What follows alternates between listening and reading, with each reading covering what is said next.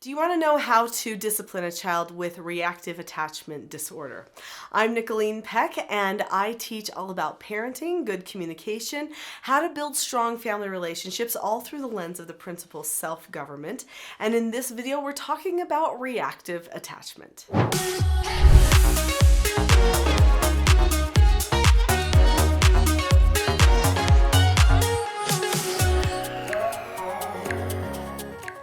In this video, we're going to talk a little bit about what reactive attachment disorder is and how it relates to our behaviors, and then what we can do to discipline a person who has reactive attachment disorder in an effective way. So there is such a thing as not effective parenting of someone that has reactive attachment disorder. Two ways of parenting a person with RAD that would not be effective are bullying that person or getting overly aggressive, angry, making that person fear you, as well as the permissive, laissez-faire, do whatever you want type of a parent, or I'm just going to be your friend type of a parent. That type of parenting is also not healthy for a person with reactive attachment. In fact, I think we could make the case that those two types of parenting are actually not very helpful for anyone, because without maintaining the proper roles in the family, then the relationships are not in a place where healthy development can occur. And a person who has reactive attachment disorder has actually experienced non-healthy bonding in the past, which is probably one of the things that has led to reactive attachment disorder, which from here on out, I'll probably call RAD. So a person with RAD usually develops RAD because early on in life, they had something that happened that was really traumatic, or a struggle of some sort that occurred that impacted their ability to bond with other people. So then it ends up becoming a habit not to bond with their parent figure or their primary care person or guardian. So usually RAD is when you can't bond with someone who should naturally be very, very close to you, such as your parent. This is an acquired disorder, which means it's environmentally learned. And I know that's a hard thing to take, because you always are going, I shouldn't have done this, I shouldn't have done this, when you're dealing with someone with RAD. Well, don't spend your time doing that. Sometimes situations were outside of your control. Even if they were things that you should have known differently, you didn't know what you didn't know. But now you can know more, and that's what I'm here for, to help you with that, so that you can try to get things back on course, get that bonding happening the best way that you can, and make sure that you try to unify as best as possible, even during the moments where you need to do a correction. There are no medications that work for reactive attachment disorder. Sometimes people who have RAD do take meds, but that's oftentimes because they also have something else that's non-neurotypical, something like maybe ADHD as well as RAD, or ODD as well as RAD, or ADD, or something else that they're dealing with, bipolar maybe, also with RAD. But the thing with RAD you want to recognize is that no medication is going to change the RAD. The RAD is something that a person will probably have to work through for a long time. So you have to have a lot of patience when you're working with someone with RAD, and you need to have a lot of consistency. Make things predictable and consistent. So this brings me to our discussion on disciplining or parenting, because really great parenting should be consistent all the time. It should be something that is predictable, that everybody can plan on going the same way every time. Now, I know that seems like, how could parenting be going the same way every time? They're doing new things all the time. They may be doing new things all the time, but the principles and skills that you utilize to handle the problems or to correct and get people back on course can be the same every time. And this type of predictability and consistency actually decreases anxiety, increases trust, and increases bonding. So the whole program for the Teaching Self-Government program, which I teach, is centered around bonding as a family. And if you have a situation situation where bonding is a struggle at this particular time, it's going to increase the bonding as you also decrease the struggles that you're experiencing. So I did treatment foster care for a lot of years. I raised 4 children of my own, but then also for many years while I was raising my 4 children, took in troubled youth.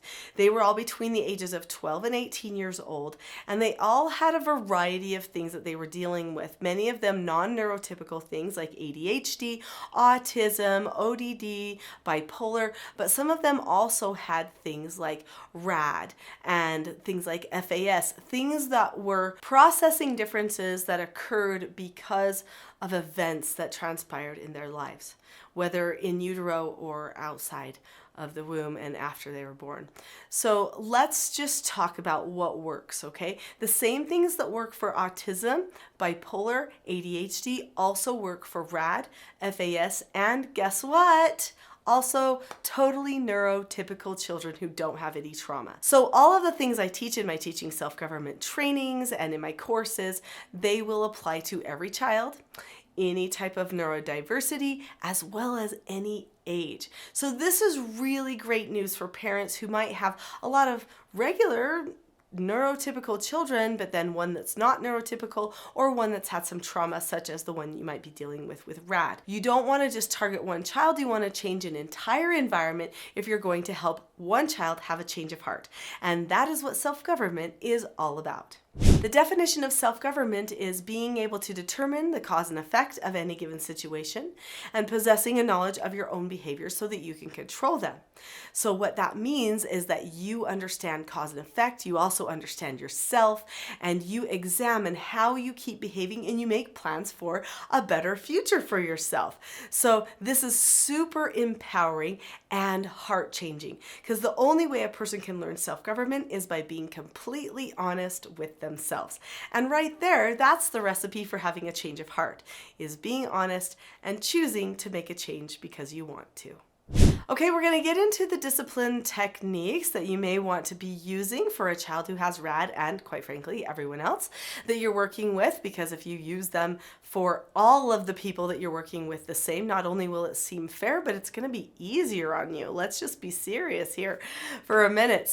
But before we get to those skills and strategies that you can be using, click the subscribe button now. This channel is for you and for all parents who want to have better self-government for themselves and for their families.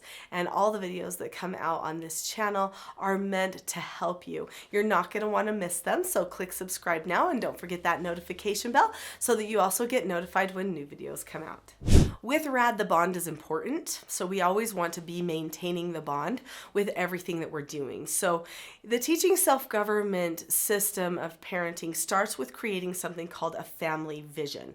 And I talk about that in the TSG parenting course, which, by the way, at the end of this video, I will give you a coupon code that you can get that course for a discounted price, which will hopefully help if it's something that you're looking into. I highly recommend it. So it starts with something called a family vision. Now, this may seem a little abstract when we're talking about, well, we're going to correct behaviors and do discipline, right? But it's not abstract, because everyone needs to care why a change needs to be made. Not just because that was bad or I didn't like that or it made somebody feel bad, but because we are who we are as a group for a reason. We have an identity as a group, right? Everything starts with family identity, personal identity. So who are you? And this isn't a list of things that you prefer or like. This is, what does it mean to be 7-year-old daughter? What does it mean to be 15-year-old son? What does that mean? Who are you? And what does it mean to be part of the Peck family? Who are we and where are we going together as a family? That's something that we've really got to nail down so that we recognize that all the moments when we need to correct something are just little course corrections to put us back in alignment, becoming who it is that we already decided that we want to be. Okay, this gives us focus. There is a proverb in the Bible that says, without vision, the people perish. And that is certainly true for every people that ever was. If you're just living in the moment, going from second to second, you end up perishing. You don't thrive. If you want to thrive as a family, as a country, as a church, as a neighborhood, you have to have vision of where you're headed as a group, and then consistently take steps to get back on track. Anyway, we're going to start with a vision, and that's going to be them buying into why they're going to care about making changes with their self-government. And you're going to talk about your relationships and where you're headed with those relationships.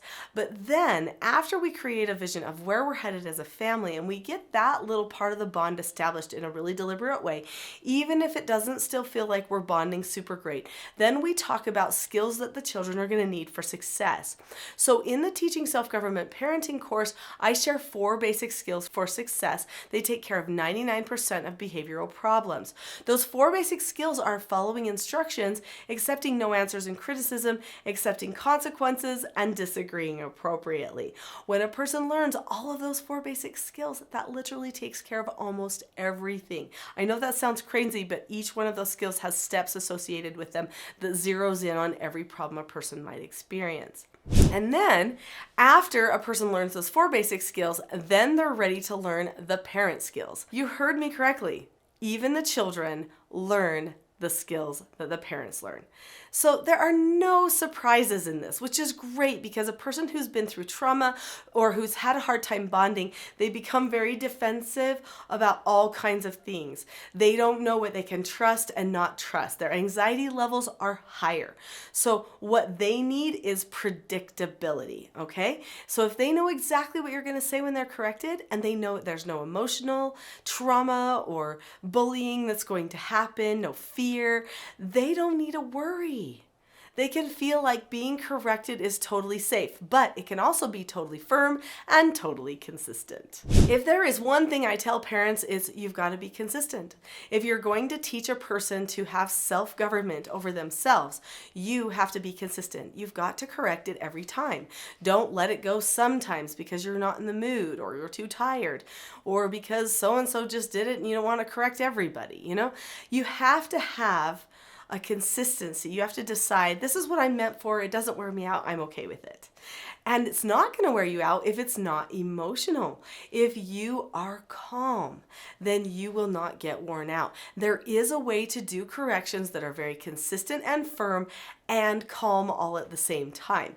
And so that's what I teach people. So I teach people how to do what's called an effective correction. And then if the child goes completely out of control, like they rage or something, which can be a typical behavior for somebody with RAD, I do know that that's something that many families experience, then during that time we have an intensive teaching skill that we use called the rule of 3. For when they're a little bit older, we use a calm down place and an effective correction for when they're a little bit younger, such as like maybe ages 5 and under. So, and usually you don't know a person has RAD when they're like 5 yet. It kind of shows up a little bit more over time. So my guess is using the rule of 3 would probably be a solution for many families. So let's talk about what that regular effective correction is going to be like, so that you can get an idea of how you will teach the children, because I prefer to think of it as teaching as opposed to disciplining. Because just teaching cause and effect, teaching them how to make a change for the future, it's very optimistic instead of negative, and they usually respond better to that mindset. And I do too. I choose not to get worn out when I have to do a little teaching, because after all, that's what a parent is for. That's what I do, right?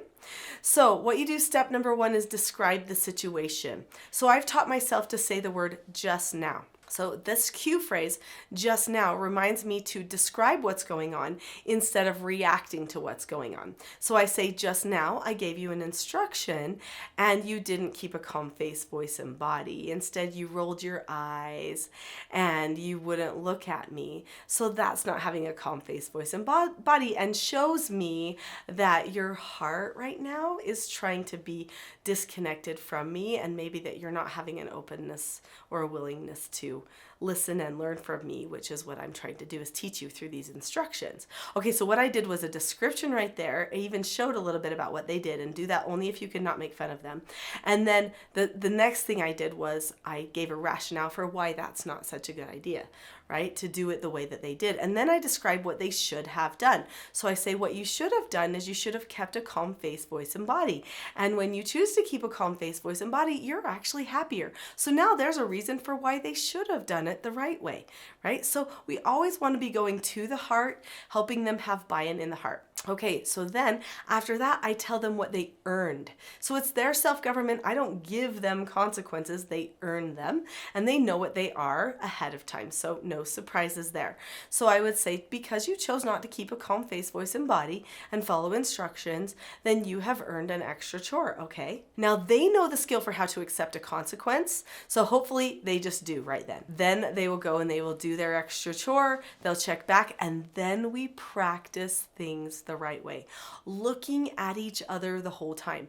Now, here's the key thing. So with the teaching self-government training, everything hinges on looking at the person, staying calm, and maintaining that good connection. So even if a person can't or doesn't like to look at you or maintain a connection, we just point them in that direction gently in a calm way through all the corrections, and soon they develop the ability to look at you while going through a correction, a praise, and all of the other interactions that you might be having. That is just a teeny taste of what it looks like to self-govern children, to help discipline children during a time when they maybe need a little bit of help or some correction, and how to do it in a way that can be unifying as well. But that is the smallest taste. And I know for some people, their children are going completely out of control and they need more help. And I would like to give you that additional training. I highly recommend, if you have a child who has RAD and you are trying to help them, get trained.